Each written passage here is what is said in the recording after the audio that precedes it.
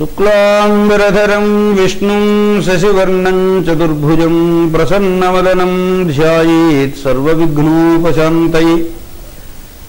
గురుర్బ్రహ్మా గురుర్విష్ణుః గురుర్దేవో మహేశ్వరః గురుః సాక్షాత్ పరం బ్రహ్మ తస్మై శ్రీగురవే నమః. అజ్ఞానాం జాహ్నవీతీర్థం విద్యాతీర్థం వివేకినాం సర్వేషాం సుఖదం తీర్థం భారతీతీర్థమాశ్రయే. శ్రీకళ్యాణగుణావహం రిపుహరం దుస్వప్నదోషాపహం గంగాస్నానవిశేషపుణ్యఫలదం గోదానతుల్యం నృణాం.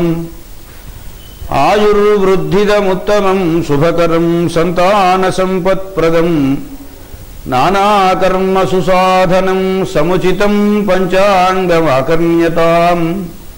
రోజు తెలుగు మూవీస్ ప్రేక్షకులకు మన్మథనామ సంవత్సర ఉగాది శుభాకాంక్షలను తెలియజేస్తూ ఈనాడు అతి ముఖ్యమైనటువంటి పంచాంగ శ్రవణాన్ని మనం చెప్పుకుంటున్నాం.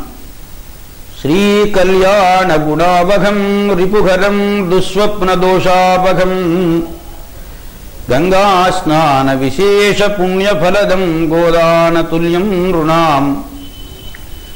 ఆయుర్వృద్ధిదముత్తమం శుభకరం సంతానసంపత్ప్రదం నానాకర్మసు సాధనం సముచితం పంచాంగమాకర్ణ్యతాం. ప్రేక్షకులకు ఈనాడు ఉగాది చాలా ప్రశస్తమైనది. ముఖ్యంగా తెలుగు వారికి హృదయము పరవశించేటువంటి పండుగ. ఈనాడు శుభం జరిగితే ఈ సంవత్సరమల్లా శుభం జరుగుతుందని శుభాకాంక్షలై లోకమంతా చల్లగా ఉండాలని కోరుకుంటూ ఈ పండుగను మనం జరుపుకుంటాం. దీనికి రెండు పేర్లు ఉన్నాయి, ఉగాది యుగాది అని. యుగాది అంటే యుగమునకు ఆది కనుక యుగాది అని. సంవత్సరోసి పరివత్సరోసి ఇదువత్సరోసి అనువత్సరోసి ఇలావత్సరోసి ఋగ్వేదంలో ఒక మహామంత్రం ఉన్నది. ప్రభవాది 60 సంవత్సరములలో ప్రభవనామ సంవత్సరం మొదలుకొని క్షయనామ సంవత్సరం వరకు. ఇందులో పెద్ద విశేషమేం లేదు. ప్రభవ అంటే ఈ సంవత్సరముల 60లో మొదటిది కనుక ప్రభవ అని, చివరిది కనుక క్షయ అని. క్షయ అంటే చాలామంది ఇదేదో అశ్లీలంగా వినపడుతోందని దానికి అక్షయ అని ఒక అకారం కలిపారు. సంవత్సర ప్రారంభం ఇది, సంవత్సరముల అంతము అది. అటువంటి సంవత్సరములలో ఈ సంవత్సరము మన్మథరామ సంవత్సరం. దీనికి వచ్చేటువంటి ఫలాలు ఎలా ఉంటాయి అనేది చూద్దాం. ఈ 5 సంవత్సరములకు యుగము అని పేరు. ఈ యుగమునకు ఆది గనక యుగాది అని పేరు. ఊ అంటే నక్షత్రము, ఉగము అంటే నక్షత్ర సముదాయము లేదు నక్షత్ర గమనము. దానిలో ప్రారంభం కనుక దీనికి ఉగాది అనేటువంటి మరో ప్రసిద్ధమైన పేరు కూడా. సంవత్సరాది పండుగ అనేది లోకంలో అందరూ వ్యవహరించుకునేటువంటి మాట. అటువంటి ఉగాది రోజున ఏం చెయ్యాలి అని ప్రశ్న. అబ్దాదౌ బంధు సంయుక్త మంగళ స్నానమాచరేత్. ఈ సంవత్సరాది రోజున ప్రారంభంలో అభ్యంజన స్నానం, తలంటి స్నానం చెయ్యాలి. తలంటి స్నానం అంటే ఇవాళ రేపు లోకల్లో చాలామంది ఏదో బాత్రూమ్కి వెళ్ళటం, షాంపూతో రుద్దుకోవడం రావడం ఇది ఒక అలవాటుగా మారిపోయింది. శుభ్రంగా ఒంటికి నూనె పెట్టుకొని తల అంటుకొని కుంకుడుకాయ రసమో సీకాయ రసమో వంటి దారిని తీసుకుని వచ్చి అభ్యంజన స్నానం చేస్తే ఆరోగ్యవంతంగా సంవత్సర కాలం అంతా శుభాన్ని కలగజేస్తుంది. తరువాత మంగళ తోరణాలు కట్టాలి. బంధువులందరినీ పిలుచుకోవాలి. ముందుగా గణపతిని పూజ చేయాలి. ఆ తరువాత ఆదిత్యాది నవగ్రహములను సరస్వతిని పూజ చేసి 5 పదార్థములు కలిసినటువంటి ప్రసాదాన్ని భగవంతునికి నివేదనం చేసి దీనినే నింబకుసుమ భక్షణం అంటారు. నింబకుసుమ భక్షణం అంటే వేప పువ్వు తినడము అని అర్థం. ఈ వేప పువ్వులో తీపి, పులుపు, ఉప్పు, కారము ఈ పదార్థములన్నింటినీ, పులుపు కావాలంటే చింతపండు కలుపుకునే వాళ్ళు ఉన్నారు, మామిడికాయ ముక్కలు కలుపుకునే వాళ్ళు ఉన్నారు. ఇట్లా షడ్రసములతో కూడినటువంటి ప్రసాదాన్ని భగవంతుడికి నివేదనం చేసి ఆ ప్రసాదాన్ని మొట్టమొదటి ఆహారంగా స్వీకరించాలి. ఇది ప్రధానమైన నియమం నింబకుసుమ భక్షణం అన్నదాని. ఇక అక్కడి నుంచి కొంచెం ముందుకు వెళితే ఇష్టదేవత అనుగ్రహం కోసం ఇష్టదేవత పూజనం చేసి నూతనములైన ఆభరణములను వస్త్రములను ధరించాలి. దేహో దేవాలయ ప్రోక్త జీవో దేవ సనాతన చజైరజ్ఞాన నిర్మాల్యం సోహం భావేన భావయేత్ అని మనకు మహాన్యాసంలో ఒక శ్లోకం ఉంది. దేహం మీదనే సరైనటువంటి స్పృహ లేనటువంటి వాడు దేహాంతర్వర్తిగా ఉన్న మనస్సు దుని గురించి ఏం ఆలోచిస్తాడు? అందుకని ఈ అభ్యంజన స్నానాదులు, ఇష్టదేవతా పూజలు ఇవన్నీ మనస్సును దేహాన్ని పరిశుద్ధం చేయడం కోసం ఏర్పడినటువంటి విషయాలు. సంవత్సరాది అనగానే చాలామంది పంచాంగ శ్రవణం కూడా చేయాలి. అది ఉదయము చేయవచ్చు, మధ్యాహ్నం చేయవచ్చు, సాయంకాలం చేయవచ్చు. పంచాంగ శ్రవణం అంటే ఏమిటి, దానివలన వచ్చే ఫలం ఏమిటి అని ప్రతి మనుష్యునకు ఖచ్చితంగా ఉండవలసింది పంచాంగ విజ్ఞానం. పంచాంగ విజ్ఞానం లేకపోతే మనం అడుగు తీసి అడుగు కదపలేం. శుభాశుభములు మనకు తెలియవు. తిథిర్వారంచ నక్షత్రం యోగ కరణమేవచ. తిథి, వారము, నక్షత్రము, యోగము, కరణము ఈ ఐదింటి యొక్క సాముదాయిక స్వరూపమునకే పంచాంగము అని పేరు. ఇందులో మళ్ళీ తిథి గురించి వింటే ఏమిటి ప్రయోజనం, అలాగే వారాన్ని గురించి వింటే ప్రయోజనం ఏమిటి, దాని మీద కూడా శాస్త్రం చాలా మన మీద అనుగ్రహంతో గొప్ప విషయాలు చెప్పారు. తిథేశ్చ శ్రేయమాప్నోతి, వారాద్ ఆయుష్యవర్ధనం, నక్షత్రాద్ధరతే పాపం, యోగాద్ రోగ నివారణం, కరణాత్ కార్యసిద్ధిశ్చ పంచాంగ ఫలమీదృశం అని జ్యోతిషాస్త్రం చెబుతున్నది. తిథిని గురించిన విషయాలను కనుక వినట్లయితే ఐశ్వర్యం బాగా కలిసి వస్తుంది. ఇవాళ ఏ తిథి, దశమ, ఏకాదశ, ద్వాదశ, త్రయోదశ, తిథి గణనం కావాలి, చాలా ముఖ్యం. వారాద్ ఆయుష్యవర్ధనం, వారముల గురించి వినందువలన ఆయుర్దాయ వృద్ధి జరుగుతుంది. వారములు మొత్తం 7 వస్తాయి. వారం అన్నదానికి అర్థం ఏమిటంటే వచ్చినవే మళ్ళీ మళ్ళీ పర్యాయాలుగా వస్తాయి కాబట్టి ఆదిత్యాయ చ సోమాయ మంగళాయ బుధాయ చ గురు శుక్ర శనిభ్యశ్చ రాహవే కేతవే నమః. వారములు 7 వస్తాయి. ఆదివారం, సోమవారం, మంగళవారం, బుధవారం, గురువారం, శుక్రవారం, శనివారం. ఈ పేర్లు ఎలా వచ్చాయి అంటే ఒక్కొక్క గ్రహం యొక్క ఆధిపత్యాన్ని బట్టి. గ్రహములలో ఆది మొట్టమొదటి వాడు సూర్యుడు కనుక సూర్యుడు అధిపతిగా కలిగినటువంటి వారం ఆదివారం.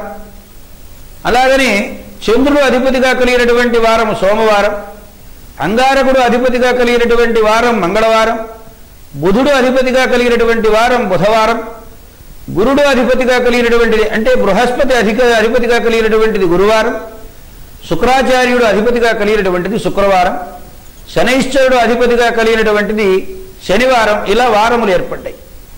ఉదయం నుంచి ఉదయం వరకు వారం. అలాగనే రాహుకేతువులకు వారములతో సంబంధం లేదు. నవగ్రహములని మనం చెప్పుకున్నా నవగ్రహములలో ఛాయాగ్రహములుగా వాటిని పక్కన పెట్టింది శాస్త్రం. అంత మాత్రం చేత ఆ గ్రహములు సత్ఫల దుష్ఫలాలు ఇవ్వని కాదు. వాటి వాటి సన్నివేశాలలో అవి శుభలంఫలాన్ని దుష్ఫలాన్ని కూడా ఇచ్చే అవకాశం ఉన్నది. ఇక వారాది ఆయుష్యవర్ధనం, ఈ వారమునకు సంబంధించిన సమగ్రమైన అవగాహనము శ్రవణము ఉంటే ఆయుర్దాయం వృద్ధి చెందుతుంది. నక్షత్రాత్ హరతే పాపము. లోకంలో చాలామంది మేమేం పాపం చేశామంటుంటారు. అసలు పాపం అనేదే లేదనేవాడు ఉన్నారు, పుణ్యం అంతకంటే లేదనేవాడు ఉన్నారు. పుణ్యము పాపము ఈ రెండు ఉంటేనే మానవ జీవితం.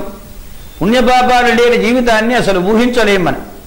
పుణ్యం ఉన్నది అన్నప్పుడు మంచి పనులు చేస్తాం, పాపం వస్తున్నది అన్నప్పుడు చెడ్డ పనులు మానేస్తాం. చెడ్డ పనులు మానేయాలన్నా మంచి పనులు చేయాలన్నా ఈ పాపపుణ్య విచార చర్చ చాలా ముఖ్యం. అలాగే నక్షత్రములకు సంబంధించిన సమాచారాన్ని 27 నక్షత్రాలు అశ్విని భరణి కృత్తిక రోహిణి ఇలా రేవత్యంత నక్షత్రములు 27. ఈ 27 నక్షత్రములు ఈ రోజు ఏ నక్షత్రము ఎన్నో పాదంలో ఉన్నాడు చంద్రుడు, ఈ విషయాలను మనం అవగాహన చేసుకున్నందువలన శుభాశుభములను మనం గణనలోకి తీసుకోవడం చాలా ముఖ్యం. దానిని బట్టే మనం కర్మను ఆచరిస్తాం. ఆచరించినందువలన సత్కర్మల ఫలం ఏర్పడుతుంది. దానివలన దుష్ఫలమైనటువంటి పాపము నివారణమవుతుంది. నక్షత్రాత్తు హరతే పాపం. యోగములున్నాయి. ఆ యోగములను గురించిన విషయాలను మనం బాగా అవగాహన చేసుకుంటే రోగములన్నీ కూడా నివృత్తములవుతాయి. కరణమును గురించినటువంటి సమాచారాన్ని మనం బాగా అవగాహన చేసుకుంటే కార్యసిద్ధి లభిస్తుంది. మనకి ఏదైనా మంచి పనులు సాధించుకోవాలంటే కరణమునకు సంబంధించిన విచారం చేసుకోవాలి. ఈ 5ంటికి సంబంధించినదే పంచాంగము అనేటువంటి పేరున్నది. లోకంలో సంవత్సరాది రోజున వినేటువంటి పంచాంగంలో 2 అంశములకు ప్రాధాన్యం ఇస్తారు. ఒకటి ఈ సంవత్సరము దేశానికి ఎలా ఉంటుంది, వర్షాలు బాగా పడతాయా పడవా, ఎండలు ఎక్కువ కాస్తాయా, ఈ రకమైనటువంటి విషయాలు. ఎండగాస్తే అందరికీ కాస్తుంది, వాన కురిస్తే అందరికీ ఉపయోగపడుతుంది. అచ్చగా ఎండగాసినా ఉపయోగం లేదు, అచ్చగా వానలు పడినా ఉపయోగం లేదు. ఎప్పుడూ కూడా ఈ ఫలములు అనేటువంటివి చక్కగా అనుకూలంగా ఉన్నప్పుడు మాత్రమే మనకు సాధ్యమవుతాయి. అందువలన వర్షానుకూల స్థితులు ఈ సంవత్సరం ఎలా ఉన్నాయి మొదలైనటువంటి వాటి మీద విచారం చేశారు. అసలు ఈ సంవత్సరం మనకు మన్మథనామ సంవత్సరము అని పేరు. మన్మథనామ సంవత్సరంలో స్థూలంగా పర్సంటేజీ లెక్కలు ఎట్లా ఉన్నా ఎక్కువ మంది జనాభా ఎలా ఉంటారు. మన్మథాబ్ధే తథా లోకాఘ సత్కేళీ శీలలోలుపాఘ శాలీక్షుయవగోధూమైర్నయనాభిరవాధరా. ఈ సంవత్సరం మనకు మన్మథనామ సంవత్సరము అని పేరు. స్థూలంగా మన్మథనామ సంవత్సరంలో ఫలం ఎలా ఉంటుంది అని. మానవులందరూ కూడా ఆటపాటలతో కాలం గడుపుతూ లోలుపత్వంతో జీవితాన్ని గడుపుతారు, అంటే ఆశతో జీవితాన్ని గడుపుతారు. శాలి వరిధాన్యము, ఇక్షు చెరుకు, ఎవలు గోధుమ ధాన్యం, ఈ పంటలు బాగా పండి భూమి సస్యశ్యామలమై నయనానందకరంగా కనబడుతుంది. ఇది మన్మథనామ సంవత్సరం అన్నదానికి స్థూలంగా సంవత్సర ఫలం. ఫలాన్ని నిర్ణయించేటప్పుడు నవనాయక ఫలం ప్రధానంగా మనం పరిగణలోకి తీసుకుంటాం. మనకి ఇక్కడ ఎలాగైతే ప్రధానమంత్రి, ఉపమంత్రులు, అలాగే ముఖ్యమంత్రి, మంత్రులు ఏర్పాటు చేసుకుంటామో, ప్రతి సంవత్సరానికి ఖగోళంలో ఒక రకమైన మార్పు ఆధిపత్యములకు సంబంధించి జరుగుతుంది. అటువంటి ఆధిపత్యములో రాజాది నవనాయక ఫలములు అంటారు. అంటే ఎవరు రాజు అయితే ఏ రకమైన ఫలం వస్తుంది, ఎవరు మంత్రి అయితే ఏ రకమైన ఫలం వస్తుంది, ఈ మొదలైన సమాచారాన్ని చెప్పేది. రాజు సంవత్సరాది రోజు ఏ వారం అవుతుందో ఆ వారమునకు అధిపతి అయినటువంటి వాడు సంవత్సరాధిపతి అవుతాడు, రాజుగా పరిగణింపబడతాడు. ఈ సంవత్సరాది శనివారంతో ప్రారంభమవుతుంది కనుక శని రాజు అయినందువలన వచ్చే ఫలం ఎలా ఉంటుంది. చోరాగ్ని శస్త్ర బాధాభి పీడ్యమతే మనుజాభృశం అల్పసస్యం చ అల్పవృష్టిం కరోతి అబ్దాధిపశని. శని రాజైనందువలన చోరభయము, అగ్నిభయము, శస్త్ర ఆయుధముల భయము ప్రజలకు ఎక్కువగా ఉంటుంది. అల్పసస్యం పైర్లు ఎదుగుదల తక్కువగా ఉంటుంది. అల్పవృష్టిం వర్షాలు కూడా తక్కువగా ఉంటాయి. ఇది శనైశ్వరుడు రాజు అయినందువలన వచ్చేటువంటి ఫలం. కేవలం ఒక రాజు పెత్తనం మీదనే సమస్త వ్యవస్థ నడవదు. మిగిలినటువంటి నాయకుల యొక్క ప్రభావం కూడా ఈ సమాజం యొక్క శ్రేయస్సుకు లేదు చెడుగుకు కారణమవుతుంది. రాజు శనైశ్వరుడైనాడు కదా అని మనమందరం భయపడిపోయి అయ్యో వర్షాలు పడవేమో అనుకోక్కర్లేదు. సస్యాధిపతి మంత్రి కుజ, కుజుడు మంత్రి అయినాడు. పురగ్రామ వనాదీని దక్ష్యతే వహ్నినా భృశం మందవృష్టిర్భవేద్యుద్ధం మంత్రీ స్యాద్ భూమినందన. మంత్రిగా కుజుడు అంగారకుడు ఏర్పడినందువలన ఎలాంటి ఫలం ఉంటుంది. ఇప్పుడు మొత్తము 9 గ్రహములకు సంబంధించిన ఆధిపత్యములకు సంబంధించిన ఫలాన్ని బట్టి స్థూలంగా ఎలా ఉంటుంది అనేది చివరిలో విచారం చేస్తాం. మంత్రి యొక్క ప్రభావం రాజుపైన ఉంటుంది, రాజు యొక్క ప్రభావం మంత్రిపైన ఉంటుంది. అయితే శని రాజు అయిన పాపగ్రహం కావడం చేత దుష్ఫలం ఎక్కువగా ఉంటుంది, సత్ఫలం తక్కువగా ఉంటుంది. మంత్రి కుజుడైనందువలన కుజుడు కూడా పాపగ్రహమే కావడం చేత పురములంటే పట్టణములు, గ్రామములు, అరణ్యములు, వీటికి అగ్నిబాధ ఎక్కువగా ఉంటుంది, తగలబడిపోవడాలు మొదలైనవి. మందవృష్టి, వర్షము తక్కువగానే ఉంటుంది, యుద్ధ భయం కూడా ఉంటుంది. ఇది కుజుడు అంగారకుడు మంత్రి అయినందువలన వచ్చేటువంటి ఫలం. అంటే అధికారం కలిగినటువంటి వాడు, ఆలోచన చెప్పేటువంటి వాడు, ఇద్దరూ ఒకే కోవకు చెందినటువంటి వాళ్ళు కావడం చేత పరిపాలనా వ్యవస్థ దానికి అనుగుణంగా నడుస్తుంది అని. సస్యాధిపతి గురు, అధికారుడు పరిపాలనము విషయాలు ఎట్లా ఉన్నప్పటికీ మనకు పైర్లు ఎలా ఉంటాయి, పంటలు ఎలా ఉంటాయి, దాన్ని బట్టి జీవనాధారం అనేటువంటిది ఉంటుంది. సస్యమునకు అధిపతి అయినటువంటి వాడు గురువు బృహస్పతి. యవ గోధూమ చణకాఘ ఫలితాశ్చ భవంతి పీతధాత్రీ చ ఫలిత గురౌ సస్యాధిపేసతి. సస్యములు పైర్లకు అధిపతి అయినటువంటి వాడు బృహస్పతి కావడం చేత యవధాన్యము, గోధుమ ధాన్యము, శనగ ధాన్యము అంటే శనగలు ఇవి బాగా పంటలు పండుతాయి. పచ్చటి భూములలో పంటలు బాగా అధికతరంగా పెచ్చుమేరు పంటలు పండుతాయి. ఇది గురువు సస్యాధిపతి అయినందువలన అంటే పైర్లకు పంటలకు ఏ విధమైనటువంటి లోపము లేకుండా సమృద్ధిగా ఆహార పానీయాలు దొరకడానికి అవకాశం ఉన్నది అని బృహస్పతి యొక్క నాయకత్వంలో తెలుస్తున్నది. ధాన్యాధిపతి బుధ. ధాన్యాధిపతి అంటే పండినటువంటి పంట ఏదైతే ఉందో దానికి ఆధిపత్యం వహించేటువంటి వాడు బుధుడు. ఈ బుధగ్రహం అనేటువంటిది శుభాశుభ మిశ్రమంగా ఉంటుంది. శుభగ్రహంతో కలిసినప్పుడు శుభఫలము, అశుభగ్రహంతో కలిసినప్పుడు అశుభఫలము అనేటువంటిది నిర్ణయం చేయబడుతుంది. మధ్యవృష్టికి మందసస్యం మేఘావాతేన పీడితాధ త్రాస సర్వనృపాణం చ బుధే ధాన్యాధిపే సతీ.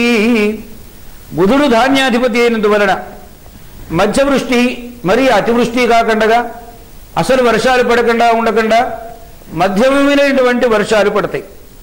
మందసస్యం పైర్లు ఎదగడం కూడా మందమందంగా ఎదుగుతాయి. మేఘములు వర్షాలు కురిసేటప్పుడు పెద్ద గాలి దుమారములు వచ్చి మేఘాలన్నీ చల్లా చెదరైపోతాయి. సమస్తములైన ప్రభువులు అధికారులుగా ఉండేటువంటి వాళ్ళకందరికీ కూడా త్రాసహ భయం అనేటువంటిది ఉంటుంది. ఏ క్షణంలో ఏం జరుగుతుందో, రేపేం చేయాలి, ఏదో గుండె చిక్కబట్టుకున్నట్టుగా అధికార వ్యవస్థ నడుస్తూ ఉంటుంది. అర్ఘాధిపతి చంద్ర. అర్ఘాధిపతి అంటే వస్తువు ఉండడం కాదు, వస్తువు ధర నిర్ణయంలో తేడా పాడాలుంటాయి. మళ్ళీ వస్తువు బండ బాగానే పడుతుంది, అది తినడానికి వచ్చేటప్పటికి అందుబాటులోకి రావాలంటే మనం ధర కిమ్మత్తు చెల్లించుకుంటేనే సాధ్యమవుతుంది. ఆ ధర ఎలా ఉంటుంది అనేటువంటి దాని మీద దానికి ఆధిపత్యం వహించినటువంటి వాడు చంద్రుడు. చంద్రుడు కూడా మధ్యమ గ్రహంగానే ఉన్నాడు. సువృష్టి సర్వసస్యానాం అభివృద్ధిశ్చ జాయతి మహతీ చ అర్ఘవృద్ధి స్యాత్ చంద్రే చ అర్ఘాధిపే సతి. సమస్తములైనటువంటి పైర్లు బాగా మంచి పంటలు కలిగి మంచి వర్షాలు కలిగి బాగా పంటలు పండుతాయి. అభివృద్ధి బాగా జరుగుతుంది. దానికి తగినట్లుగా ధరలు కూడా వృద్ధి చెందుతాయి. ఈ ధరలు వృద్ధి చెందుతాయి అంటే వ్యాపారులకు చాలా సంతోషం. ధరలు తగ్గుతాయి అంటే తినేటువంటి వాడికి చాలా సంతోషం. ఇది ఎట్లా ఉంటుందంటే కరవమంటే కప్ప కోపం, విడవమంటే పాము కోపం అన్నట్లుగా ఉంటుంది వ్యవస్థ మొత్తం. అందరూ వ్యాపారులు కాదు, అందరూ తినేటువంటి వాళ్ళు కాదు. అందువలన వ్యాపారి ఎప్పుడూ లాభాపేక్షతో ఉంటాడు. అందుబాటులో ఉంటే బాగుండని సామాన్యుడు భావిస్తాడు. కానీ ఈ అర్ఘాధిపతి చంద్రుడైనందువలన మధ్యమ గ్రహం కావడం చేత వర్షాలు, పైర్లు, పంటలు అవన్నీ బాగా ఉన్నప్పటికీ ధరలు మాత్రం బాగా అధికతరంగా పెరిగి ఉంటాయి. ఇది చంద్రుడు అర్ధాధిపతి అయినటువంటి. మేఘాధిపతి చంద్ర. మేఘములకు అధిపతి అయినటువంటి వాడు కూడా చంద్రుడే. సువృష్టి సర్వదేశానాం ఫలితా ధాన్యజాతయః బహుక్షీర ప్రదా గావః చంద్రే మేఘాధిపే సతీ. చంద్రుడు శీతల గ్రహం అంటే చల్లదనాన్ని ఇచ్చేటువంటి వాడు. మేఘ ఆధిపత్యం కలిగినటువంటి వాడైనాడు. పైన అర్ఘాధిపతి అయినందువలన సమస్తములైన పైర్లకు అనుకూలములైనటువంటి వర్షాలు కురిపిస్తాడు. ఇక్కడ సర్వదేశానాం సువృష్టి ఫలితా ధాన్యజాతయః. సమస్తములైన ప్రదేశాల్లో ఇక్కడ బాగా వానలు పడ్డాయి, ఇక్కడ పడలేదనేటువంటి తేడా లేకుండా అన్ని ప్రదేశాలలో మంచి వర్షాలు అనుకూలమైనటువంటివి పడతాయి. ధాన్యములు బాగా పంటలు పండుతాయి. విశేషించి బహుక్షీర ప్రదా గావః. గోసంతది బాగా ఎక్కువ పాలనిస్తుంది. అంటే పాడి సమృద్ధి, పంట సమృద్ధిగా ఉంటుంది. ఇబ్బంది పడవలసినటువంటి అవసరం లేదు. కాకపోతే రూపాయి వస్తువులు రూపాయిన్నర కొనుక్కోవలసినటువంటి అవసరం ఏర్పడుతుందేమో కానీ వస్తువు దొరకనటువంటి స్థితి మాత్రం ఉండదు. ఇక ద్రవ్యములలో రసద్రవ్యములని నీరసద్రవ్యములని రెండు ఉంటాయి. రసద్రవ్యములంటే మనం చేత తినబడేటువంటి ఆహార పానీయ పదార్థములు ఏవైతే ఉన్నాయో అవన్నీ రసద్రవ్యములు అంటారు. రసద్రవ్యములకు అధిపతి అయినటువంటి వాడు శని. ఘృతతైల గుడక్షౌద్రాఘ ఏచాన్యే రసజాతయః శూన్యార్ఘ్యం యాంతి తే సర్వే శనౌ యది రసాధిపి. శనైశ్చరుడు రసాధిపతి అయినందువలన ఘృత నెయ్యి, తైల నూనె, గుడ బెల్లము, అలాగే ఇంకా ఇతరములైనటువంటి ఆహార పదార్థాలుగా తినేటువంటి ఇతరేతర జాతులు రసజాతులన్నీ కూడా శూన్యార్ఘ్యం ధరలు తగ్గి అందుబాటులో అనుకూలంగా ఉంటాయి. ఆకలి తీరడానికి ఇబ్బందులేవి ఉండనటువంటి పరిస్థితి సమాజానికి ఏర్పడుతుంది. ఇది శనైశ్వరుడు రసాధిపతి అయినందువలన వచ్చేటువంటి ఫలం. నీరసాధిపతి గురువు. నీరస ద్రవ్యములంటే బంగారము, వెండి, ముత్యాలు, అంటే కేవలం ఆభరణాలుగా అలంకరించుకోవడానికో, లేదు సమాజంలో ఏదో బిల్డింగులు పెట్టావు, ఇనుము, ఉక్కు, ఈ మొదలైనటువంటి పరిశ్రమలకు సంబంధించిన విషయం. దానికి అధిపతి అయినటువంటి వాడు గురువు. పూగీ ఫలన్యఖిల రత్న సువర్ణధాన్య కార్పాస చర్మ కుసుమాని చ చందనంచ వృద్ధిం యజుః ద్విజగణా సుఖినో భవంతి భూమౌ చ నీరసపతౌ సురరాజ పూజ్యే. బృహస్పతి నీరసాధిపతి అయినందువలన ఒక్కలు మొదలైనటువంటివి రత్నద్రవ్యములు, బంగారము, ధాన్యము, కార్పాసం అంటే దూది, చర్మద్రవ్యములు, కుసుమ పుష్పములు, చందనం మంచి గంధము, ఇవన్నీ కూడా బాగా వృద్ధిలో ఉంటాయంటే బాగా అధిక ధరలు పెరుగుతాయి సుమా. బ్రాహ్మణులందరూ కూడా తాము అనుసరించేటువంటి ధర్మ కర్మ నిష్ఠల ద్వారా వాళ్ళు అమితమైనటువంటి సంతోషవంతులై ఆనందంగా జీవితాన్ని గడుపుతారు. యథార్థం చెప్పుకోవాలంటే బ్రాహ్మణుడు సంతుష్టుడైతే సమాజం అంతా సంతుష్టమవుతుంది. బ్రాహ్మణుడు దుఃఖపడుతూ ఉంటే ఈ దుఃఖం యొక్క ప్రభావం సమాజం అంతా అనుభవించవలసి ఉంటుంది. బ్రాహ్మణులందరూ కూడా సంతోషపడాలంటే వాళ్ళు చేసేటువంటి నిత్యకర్మానుష్ఠానములను విడిచిపెట్టక యథాతథంగా వారు ఆచరించడం ద్వారా ఈశ్వరానుగ్రహము తమపైన, సోటి సమాజం పైన పడి సమాజం అంతా కూడా సమృద్ధంగా ఆనందంగా గడుపుతూ ఉంటుంది. స్థూలంగా చెప్పుకోవాలంటే చంద్ర, బుధ, గురు, శని ఆధిపత్యం కలిగినటువంటి ఏవైతే ఉన్నాయో ఇవి 9 మంది నాయకులు. ఇందులో చంద్రుని నాయకత్వము అధికంగా ఉంది.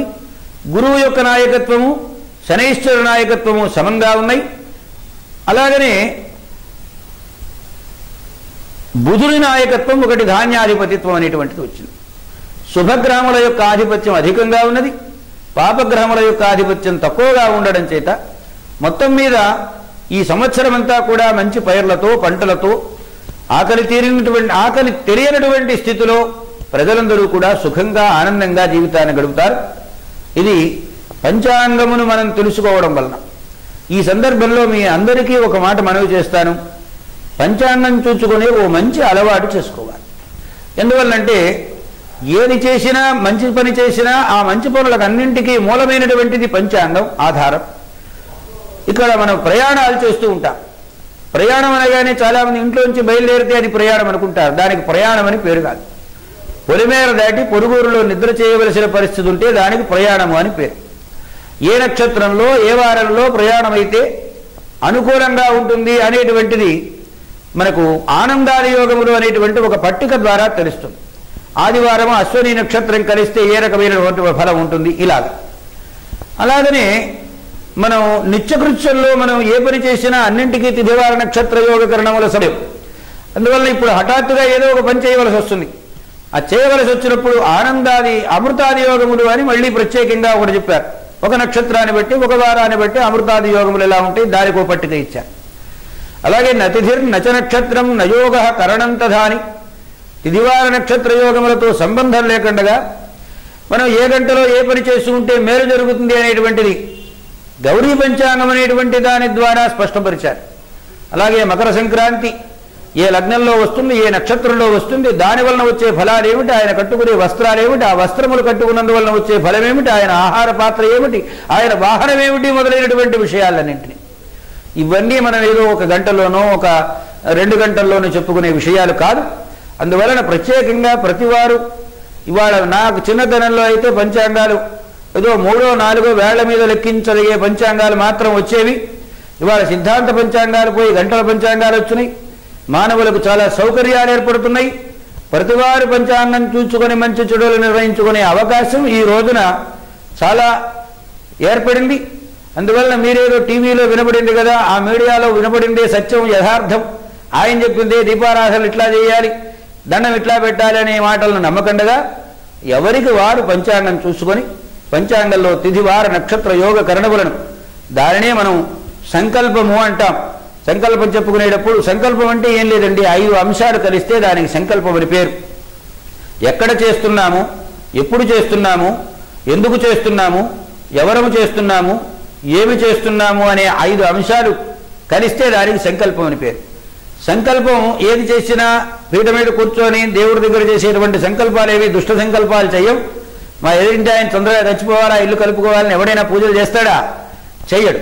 కనుక పంచాంగం చూసుకొని ఆ రోజు తిథి వార నక్షత్రములను పరిగణనలోకి తీసుకొని నిత్యకర్మలను జాగ్రత్తగా చేసుకునేటువంటి వాళ్లకు భగవంతుడు సర్వానుకూలుడే ఉంటారు. ఇంకొక మాట మాత్రం మనవి చేసి ముగింపు చేస్తాను. కారణం ఏమిటంటే ప్రతి మనిషి ఉదయం నిద్ర లేస్తాడు, నిద్రపోయేంత వరకు ఏవో పనులను చేస్తూ ఉంటాడు. ఈ చేసే పనులను గురించి రాత్రిపూట పడుకోబోయే ముందు ఒక్కసారి గుండె మీద చేయి వేసుకొని నేను చేసిన పనుల్లో భగవంతుడు సంతోషపడే పనులు ఎన్ని చేశాను అని ఎవరికి వారు విచారించుకోగలిగితే సమాజమంతా హాయిగా ఆనందంగా సుఖంగా ఉంటుంది. సమాధానం నేను ఇవాళ 4 మంచి పనులు చేశాను, లేదు 6 మంచి పనులు చేశాను, లేదు 10 మందికి ఉపయోగపడే మంచి పనులు 10 చేశాను, ఇలా ఏదైనా ఒక సమాధానం వస్తే సరే.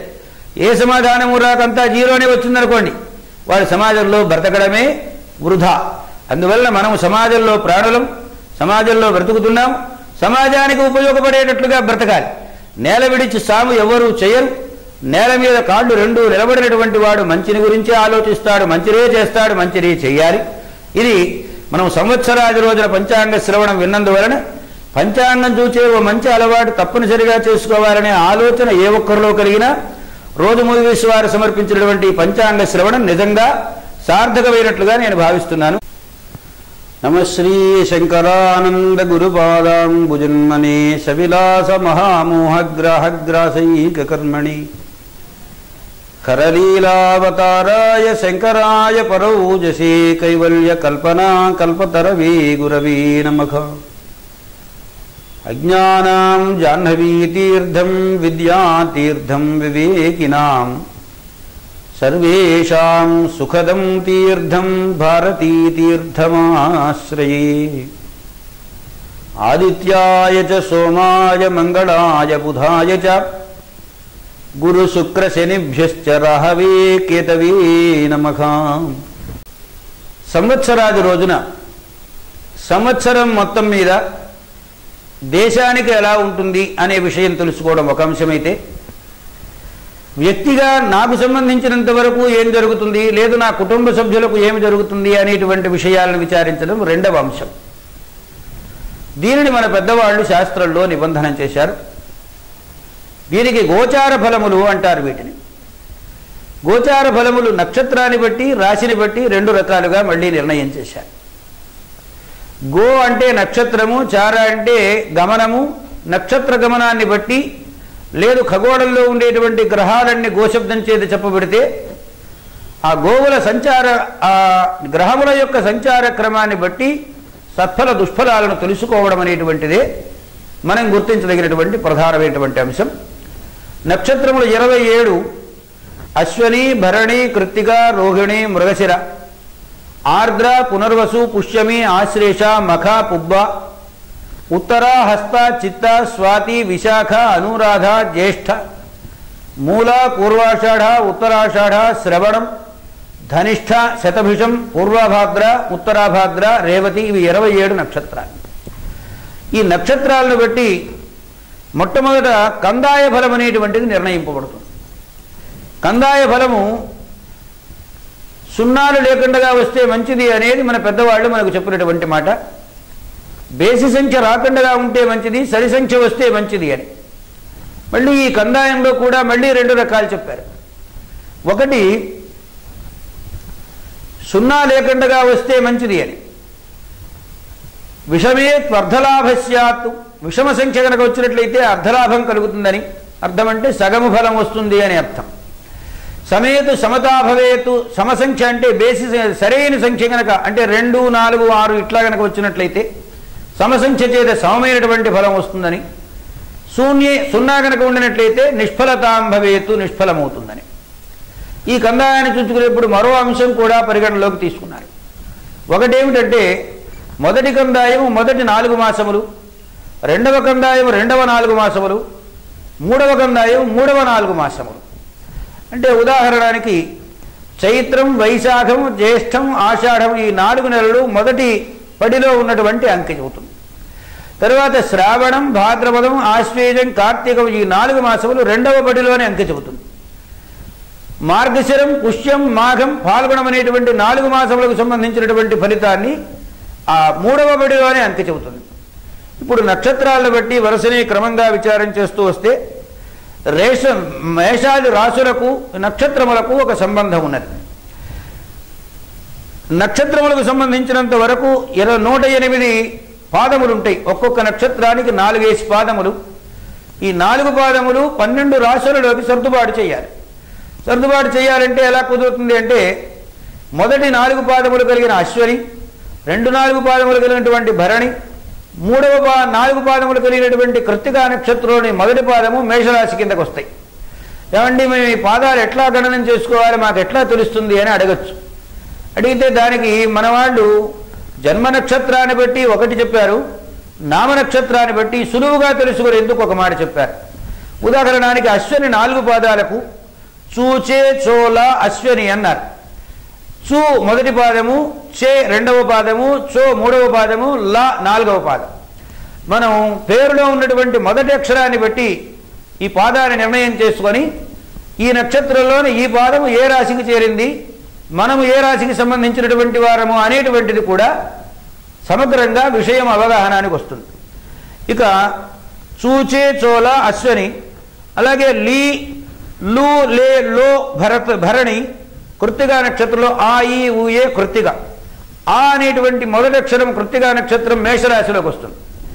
ఇక ఈ కందాయ ఫలములు వరుసనే క్రమంగా ఒక్కసారిగా చూడడానికంటే ఏ రాశికి ఆ రాశిలోనే మనం చూసి చెప్పుకుందాం. అశ్వనీ నక్షత్రం వారికి కందాయ ఫలం 7, 1, 2. భరణి నక్షత్రం వారికి 2, 2, 4. కృత్తికా నక్షత్రం ఇటు మేషరాశిలో ఉన్నా అటు వృషభ రాశిలో ఉన్నా కూడా 5, 0, 1 ఇది కందాయ ఫలం. అలాగే ఆదాయ వ్యయములు అనేటువంటివి మనకు స్థూలంగా చెప్పుకోవాలంటే ఆదాయం అంటే మనకు వచ్చే ఆదాయమని, వ్యయమంటే ఖర్చులని ఇది ఒక అభిప్రాయం ఉంది. కానీ ఆదాయం అంటే శుభము అశుభము 2 ఆదాయమే, అలాగే శుభము అశుభము 2 వ్యయమే. మన శుభం ఖర్చు అవుతుందా, ఆదాయం ఖర్చు అవుతుందా, ఇది జాగ్రత్తగా మనం లాభాలాభం జయాజయం వీటిని బెరీజు వేసుకొని చూసుకోవాలి. మేషరాశి వారికి ఆదాయము 14, వ్యయము 14. అలాగే రాజపూజ్య అవమానములని ప్రతి రాశి వారికి ఉంటాయి. మేషరాశి వారికి రాజపూజ్యము 3, అవమానము 6. అయితే వీటన్నింటికీ కూడా ఒక సమాధానం ఉంది. మనని ఎక్కువ మంది గౌరవిస్తారా, తక్కువ మంది గౌరవిస్తారా అనేటువంటిది దేనిపైన ఆధారపడి ఉంటుంది. కొంచెం జాగ్రత్తగా ఏ వ్యక్తికి ఆ వ్యక్తి మనస్సులో ఆలోచించుకోవాలి. శాస్త్రంలో చెప్పిన విషయాన్ని ఉటంకింపుగా ఇక్కడ చెప్పారు తప్ప 3 గౌరవిస్తారు 6 అవమానిస్తారంటే 7వ మనిషి సంగతి ఏమిటి? కనుక నోరా వీపుకు తేకే అన్నారు.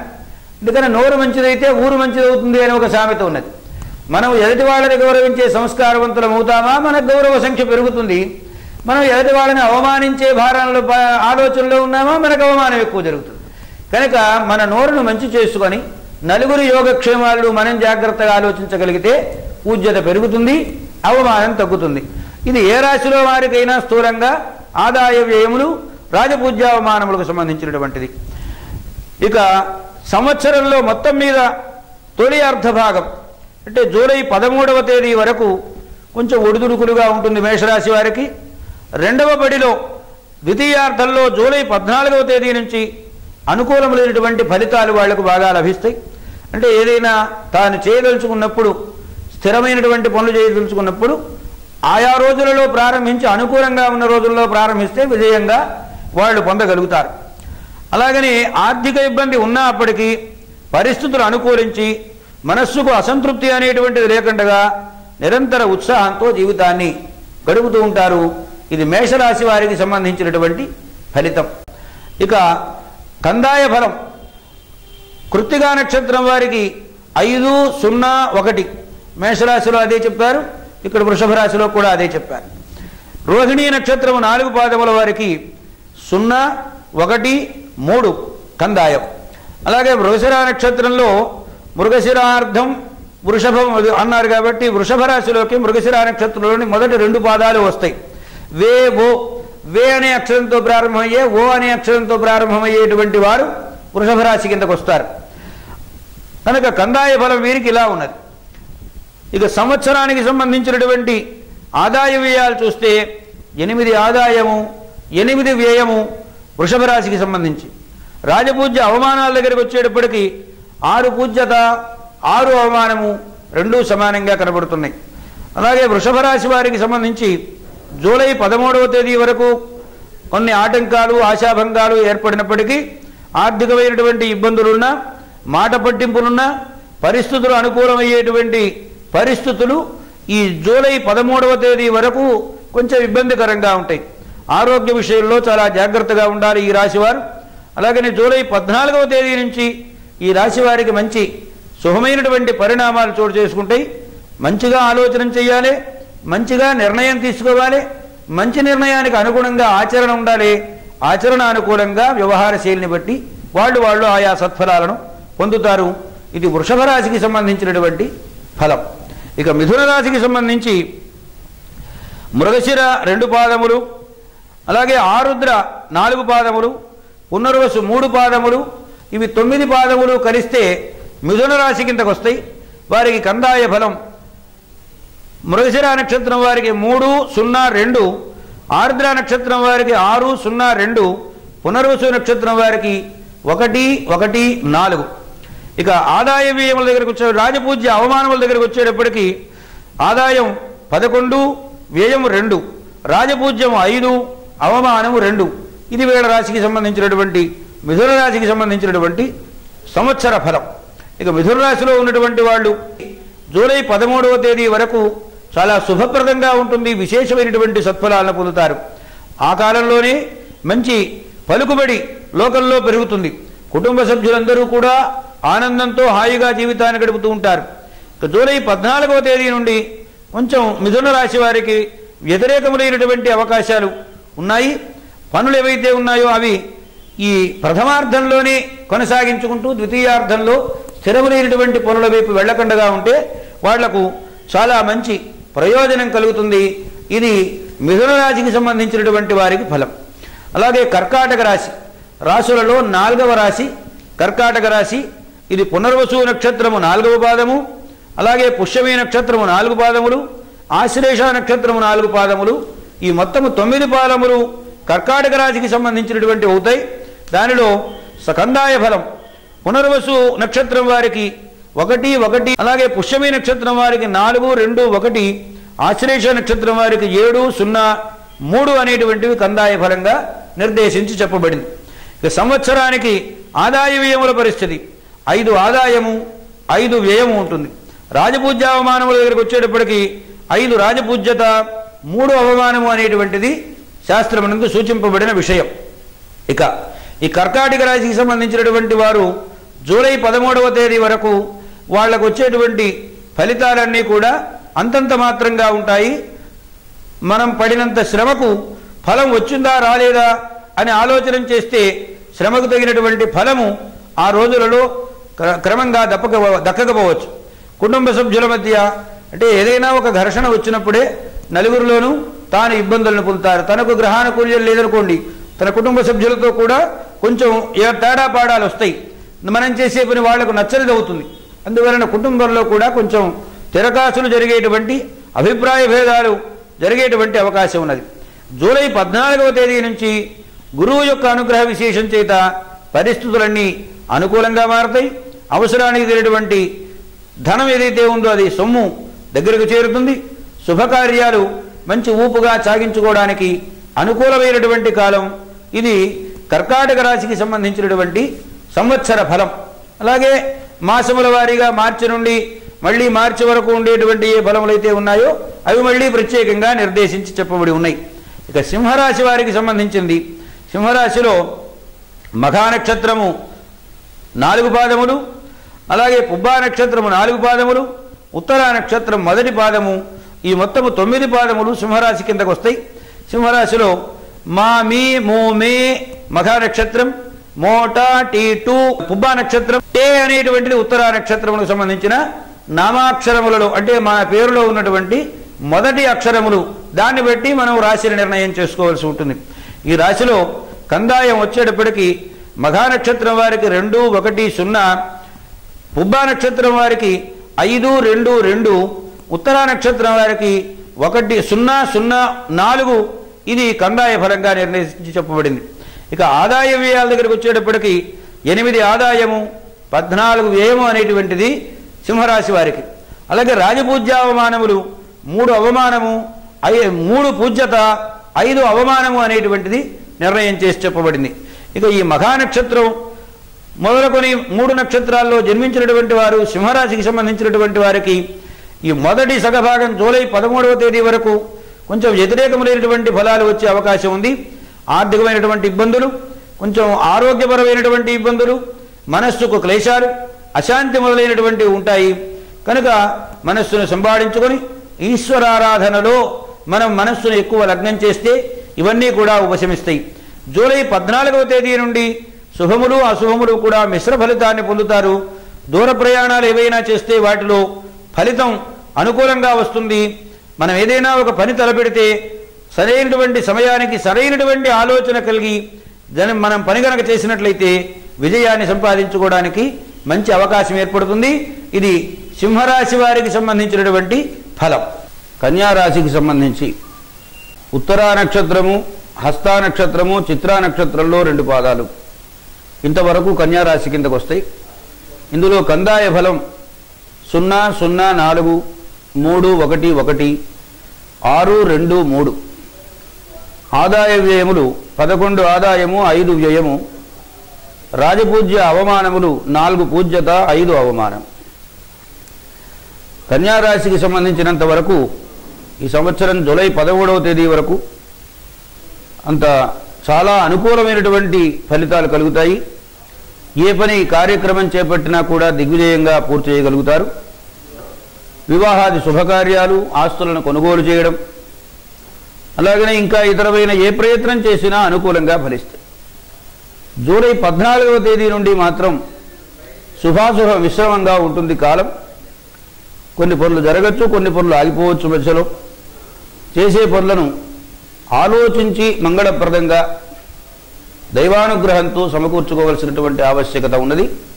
కన్యారాశి వారు ఈ విషయాలను మనస్సులో పెట్టుకొని దైవారాధన చేత ఈశ్వర అనుగ్రహాన్ని సంపాదించుకోవాలని శాస్త్రం చెబుతున్నమాట.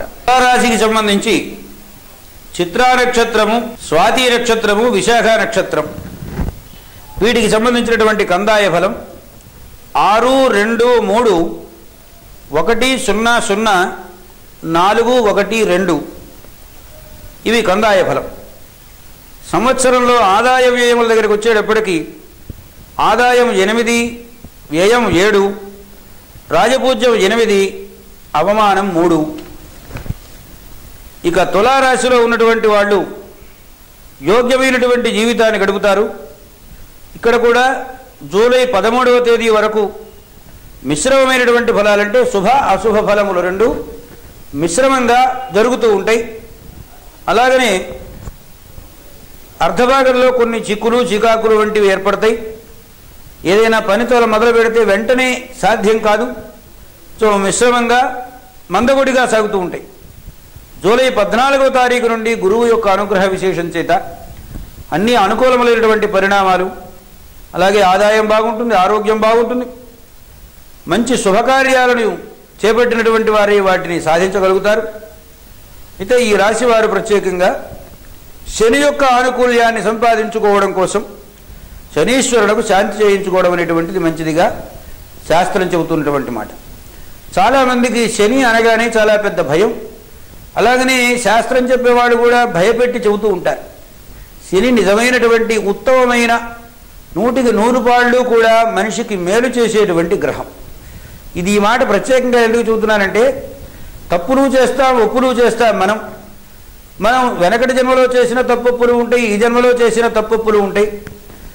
అతని అధికారం అనుకూలంగా జరుగుతున్న సమయంలో మనం వెనక చేసినటువంటి పాపాలన్నింటినీ కూడా కరిగించేసి కడిగిన ముచ్చల్లాగా మనని కూర్చోబెట్టేటువంటి వాడు ఎవడైనా ఉన్నాడంటే ఒక్క శనైశ్వరుడు మాత్రమే. అందుకని శని అష్టమ, అర్ధాష్టమ, జన్మ, వ్యయ లగ్నముల యందు ఉన్నటువంటి రాశులలో ఉన్నప్పుడు వాడు తీవ్రమైనటువంటి దుష్పరిణామాలను ఎక్కువ ఇస్తూ ఉంటాడంటే బాగా ఎక్కువ చెడు చేస్తారని. అందుకే ఈ చెడు చేసినప్పుడల్లా యాత్రలకు పోవడం, అలాగనే పూజలు పురస్కారాలు చేయడం, గుళ్ళకు పోవడం, ప్రదక్షిణాలు చేయడం, పూజలు నిర్వహించడం, ఇవన్నీ కూడా శనైశ్వరుని పీరియడ్లోనే ఎక్కువగా జరిగేటువంటి అవకాశం ఉంది. మానవ జీవితాన్ని మనం బాగా పరకాయించి చూసినట్లయితే కనుక శని మనకు మేలు చేసేవాడే కానీ కీడు చేసేవాడు కాదు. తానున్నటువంటి స్థానాన్ని బట్టి కొంత ఉగ్రమైనటువంటి దృష్టి ఉన్నప్పటికీ ఆయన్ని ప్రసన్నుని చేసుకోవాలంటే ప్రసన్నత కలిగించేటువంటి స్థితిలో ఆయన్ని అనుకూలంగా ధ్యానం చేయాలి. గ్రహముల యందు భక్తి ప్రపత్తులు కలిగినటువంటి వారి గ్రహాధికారి అయినటువంటి ఆ సర్వేశ్వరుడి యందు భక్తి ప్రపత్తులను నిరంతరం ప్రకటించడం ద్వారా ఆ గ్రహం యొక్క ఆనుకూల్యం మనకు బాగా కలుగుతుంది. ఇది తులారాశికి సంబంధించినంత వరకు మనం చెప్పుకోవలసినటువంటి సత్ఫలముల విషయం. ఇక వృశ్చిక రాశికి సంబంధించినటువంటిది, వృశ్చిక రాశి విశాఖ నక్షత్రం, అనురాధ నక్షత్రం, జ్యేష్ఠ నక్షత్రం. విశాఖ నక్షత్రం 4వ పాదము, అనురాధ 4 పాదములు, జ్యేష్ఠ నక్షత్రంలో మొదటి 4 పాదములు, మొత్తం 9 పాదములకు వృశ్చిక రాశి కిందకు వస్తాయి. వీరికి కందాయం నక్షత్రాలు బట్టి విశాఖ నక్షత్రమునకు 4, 1, 2, అనురాధ నక్షత్రమునకు 7, 2, 4, జ్యేష్ఠ నక్షత్రములు 2, 0, 1 అని కందాయ ఫలం అనేటువంటిది నిర్ణయించి చెప్పబడింది. ఆదాయ వ్యయములు మళ్ళీ మేష వృశ్చికయోహో, మేషరాశి వృషభ రాశికి సమానంగానే ఆదాయ వ్యయములు రాజపూజ్యములు అనేటువంటివి ఉంటాయి. ఇక్కడ ఆదాయం 14 మేషరాశి వలె, వ్యయం కూడా 14. రాజపూజ్య అవమానముల దగ్గరికి వచ్చేటప్పటికి 3 పూజ్యత 2 అవమానము అనేటువంటిది నిర్ణయించి చెప్పబడింది. ఇక ఈ వృశ్చిక రాశికి సంబంధించినటువంటి వారు ఏడాదిలో మళ్ళీ జూలై 13వ తేదీ వరకు మంచి ఉత్తమమైనటువంటి సత్ఫలాలను, అంటే తాము తలపెట్టినటువంటి కార్యాలన్నింటినీ బాగా మంచి ఫలాలను పొందేటువంటి అవకాశం ఉంది. ఈ సమాజంలో మంచి పలుకుబడి పెరుగుతుంది. శుభకార్యాలన్నింటినీ కూడా చేపట్టి నిర్విఘ్నంగా కొనసాగించుకోగలుగుతారు. విశేషమైనటువంటి లాభప్రాప్తిని వాళ్ళు పొందుతారు. జూలై 14వ తేదీ నుంచి మధ్య మధ్యలో గ్రహముల యొక్క అననుకూల స్థితిని బట్టి అడ్డంకులు, వ్యతిరేకతలు అనేటువంటివి వస్తాయి. శ్రమ అధికంగా ఉంటుంది. మన పోటీదారులు అంటే మనం ఏదైనా పని చేస్తున్నా వృత్తి, ఆ వృత్తిలో మన పక్కనే మన పోటీదారుడు చేరుతూ ఉంటాడు. దానివల్ల ఇబ్బందులు కలుగుతూ ఉంటాయి. వ్యర్థములైన ప్రయాణాలు వస్తుంటాం, పోతుంటాం. ఈ వచ్చేటువంటి వాటిలో ప్రయాణాలు అన్నీ అనుకూలంగా ఉండవు. ఇది కూడా ఈ రాశి వారు కూడా శనైశ్వరుడు యొక్క అనుగ్రహం కోసం శనికి అభిషేకము, జపము, ఆరాధనము మొదలైనటువంటివి ఆచరించడం ద్వారా వీరు చక్కని శుభఫలాలను పొందేటువంటి మంచి అవకాశం ఉన్నది. ఇక ధనురాశి వారికి ఏయో బాబి అనేది మూలా నక్షత్రం 4 పాదాలు, బు ధా భా భౌఢ అనేటువంటి 4 పాదములు పూర్వాషాఢ నక్షత్రం, బే అనేటువంటిది ఉత్తరాషాఢ, అంటే నామంలో ఉన్నటువంటి పేరులో ఉన్నటువంటి మొదటి అక్షరములను పరిగణలోకి తీసుకుంటే వీరు ఈ 3 నక్షత్రాల వారికి కందాయం అనేటువంటిది మూలా నక్షత్రం వారికి 5, 1, 3, పూర్వాషాఢ నక్షత్రం వారికి 0, 2, 0, ఉత్తరాషాఢ నక్షత్రం వారికి 3, 0, 2 ఇది కందాయ ఫలం అనేటువంటిది. ఇక ఆదాయ వ్యయములు అనేటువంటివి 3 ఆదాయము, 6 వ్యయము. రాజపూజ్యావమానములలో 8 పూజ్యత, 3 అవమానము అనేటువంటిది శాస్త్రము నిర్ణయించి మనకు చెబుతున్నటువంటి విషయం. ఇక ధనురాశి వారికి సంబంధించినంత వరకు జూలై 13వ తేదీ వరకు వ్యతిరేకతగా నడిచేటువంటి అవకాశాలు ఎక్కువగా మనకు కనబడుతున్నాయి. అలాగే జూలై 14వ తేదీ నుంచి చాలా అనుకూలమైనటువంటి ఫలితాలు, తాను చేస్తున్నటువంటి వ్యాపారంలో అభివృద్ధి, తాను తలపెట్టినటువంటి కార్యాలు నిర్విఘ్నంగా కొనసాగించుకొని విజయాన్ని సంపాదించుకోవడం, ఈ మొదలైనటువంటివన్నీ కూడా జరుగుతాయి. ఏదైనా ఇబ్బంది వచ్చినప్పుడు అన్నింటికంటే ముఖ్యమైనది మనస్సంయమనం. మనస్సును అదుపులో ఉంచుకుంటే అన్నీ మేలే జరుగుతుంది. ఎందుకంటే యాక్షన్ అండ్ రియాక్షన్ అనే 2 పదాలు ఉన్నాయి ఇంగ్లీష్లో. మనం ఏ రకంగా ప్రవర్తిస్తామో మనకు వచ్చే ఫలితం కూడా దానికి అనుకూలంగానే వస్తుంది. అందువల్ల ధనురాశి వారు మనస్సులో ఆవేశములు వచ్చినప్పుడు వెంటనే ప్రకటన చేయకుండా దాన్ని అదుపులో పెట్టుకోగలిగితే లోకల్లో మంచి శుభఫలాలను వాళ్ళు పొందేటువంటి చక్కని అవకాశం ధనురాశి వారికి ఉన్నది. ఇక మకర రాశి వారికి ఉత్తరాషాఢ నక్షత్రం చివరి 3 పాదములు, శ్రవణ నక్షత్రం 4 పాదములు, ధనిష్ట నక్షత్రం 2 పాదములు. ఇవి మకర రాశికి సంబంధించినటువంటి నక్షత్రములు. ఉత్తరాషాఢ నక్షత్రం వారికి 3, 0, 2, శ్రవణ నక్షత్రం వారికి 6, 1, 4, ధనిష్ట నక్షత్రం వారికి 1, 2, 1. ఇవి పంచాంగంలో కందాయమునకు సంబంధించినటువంటి ఫలం నిర్ణయం చేసి చెప్పబడింది. ఆదాయ వ్యయములు మకర రాశి వారికి 5 ఆదాయము, 3 వ్యయము. అలాగే రాజపూజ్యత 6 అవమానము, 6 రాజపూజ్యత, 2 అవమానము అనేటువంటివి నిర్ణయించి చెప్పబడి ఉన్నాయి. ఇక ఈ మకర రాశికి సంబంధించినంత వరకు ఏడాదిలో 13వ తారీఖు జూలై నెల వరకు అత్యంతము అనుకూలమైనటువంటి పరిస్థితులు, మంచి సత్ఫలితాలు కలుగుతాయి. అన్ని రంగాలలో ఏ రంగంలో ఉన్న వాళ్ళైనా చాలా చక్కని మేలును పొందినటువంటి వారు అవుతారు. జూలై 14 నుంచి కొంచెం వ్యతిరేక పవనాలు గాలులు వీస్తూ ఉంటాయి. సానుకూలమైనటువంటి ఫలితాలు చాలా వాటిలో కలుగుతాయి. అయితే క్రిందటి సంవత్సరం నిర్ణయం చేసిన దానికంటే ఈ సంవత్సరంలో ఈ రాశి వారికి మేలు ఎక్కువగా జరిగేటువంటి అవకాశం ఉందని పంచాంగకర్తలు నిర్ణయించి చెబుతూ ఉన్నారు. అందువలన మనము ఇతరులకు మేలు తెలిస్తే మనకు మేలు జరుగుతుంది. ఈ విషయాన్ని మరిచిపోకుండా అందరూ కూడా గుర్తించి ఈ రాశి వారు ఆయా శుభ సత్ఫలాలను పొందవలసింది. కుంభరాశి వారికి ధనిష్ట నక్షత్రము, శతభిష నక్షత్రము, పూర్వభాద్ర నక్షత్రంలో ఈ నక్షత్రముల వారికి ధనిష్ట నక్షత్రం కందాయం 1, 2, 1, శతభిష నక్షత్రము 4, 0, 1, 3, పూర్వభాద్ర నక్షత్రము 7, 1, 0. ఇది కందాయములకు సంబంధించినటువంటి ఫలం. సంవత్సరమునకు సంబంధించిన ఆదాయ వ్యయములలో ఆదాయం 5, వ్యయము 2, రాజపూజ్యావమానములు 5 పూజ్యత, 4 అవమానము. ఈ సంవత్సరంలో ఈ రాశి వారికి శుభాశుభ మిశ్రమంగానే కాలం గడుస్తూ ఉంటుంది. ఒకవేళ తాను పడేటువంటి శ్రమలో ఒత్తిడి అధికంగా ఉంటుంది. కొన్ని చోట్ల వ్యయం, కొన్ని చోట్ల ప్రయాస మాత్రమే మిగిలే అవకాశం ఉంది. రుణం తీసుకుంటే ఆ రుణం తీర్చలేని ఇబ్బందులు ఏర్పడతాయి. తన కుటుంబంలో ఉన్నటువంటి సభ్యుల మధ్య సరైనటువంటి అవగాహన రాహిత్యం ఏర్పడుతుంది. అయినప్పటికీ శుభఫలం ఆధిక్యం వల్ల సమాజంలో గౌరవాన్ని పొందడంలో ఏ విధమైనటువంటి ఇబ్బందులు ఉండవు. సత్ఫలితాలనే వాడు సాధించే అవకాశం ఉంది. ఏది చేసినప్పటికీ కూడా జూలై 13 వరకు గురువు యొక్క ఆనుకూల్యం బాగా ఉండడం వలన ఆలోపదల పెట్టడమే చాలా యోగ్యమైనటువంటిది కుంభరాశి వారికి అనేటువంటిది శాస్త్రం మనకు సూచిస్తున్నటువంటి మాట. ఇక మీనరాశి వారికి పూర్వభాద్ర, ఉత్తరాభాద్ర, రేవతి నక్షత్రములు 3 నక్షత్రములు మీనరాశి కిందకు వస్తాయి. అందులో కందాయం పూర్వభాద్ర నక్షత్రం 7, 1, 0, ఉత్తరాభాద్ర నక్షత్రము 2, 2, 2, రేవతి నక్షత్రము 4 పాదములు 5, 0, 0, 4. ఇక ఆదాయ వ్యయములు ఆదాయము 5, వ్యయము 8, రాజపూజ్యము 3, అవమానము 7. ఇది మీనరాశికి సంబంధించినటువంటి వారికి మీనరాశి రాశులలో చివరి రాశిగా పరిగణింపబడుతుంది. మీనరాశి వారు ఈ ఏడాది తొలి సగ భాగం అంటే జూలై 13వ తేదీ వరకు బాగా అనుకూలంగా ఉంది. అదృష్టాన్ని ప్రసాదించేదిగా ఉంది. ఏవైనా ఆస్తిపాస్తుల వంటివి కొనుగోలు చేయాలనుకుంటే ఆస్తిపాస్తులు కొనుగోలు చేసేందుకు అనుకూలమైంది. ఓ ఇల్లు కట్టుకోవాలంటే గృహ నిర్మాణం చేయడానికి అవకాశం బాగా ఉన్నటువంటిది. వ్యవసాయంలో మంచి అభివృద్ధి సాధిస్తారు. సమాజంలో పలుకుబడి, గౌరవం ఇవన్నీ కూడా వృద్ధి చెందుతాయి. ఇది మీనరాశికి సంబంధించి జూలై 13 వరకు ఆధిక్యం కలిగినటువంటి సత్ఫలితం. జూలై 14వ తేదీ నుండి కొంత అననుకూలత అనేటువంటిది ఎదుర్కోవాల్సి ఉంటుంది. తగినంత ఆదాయం ఉండదు.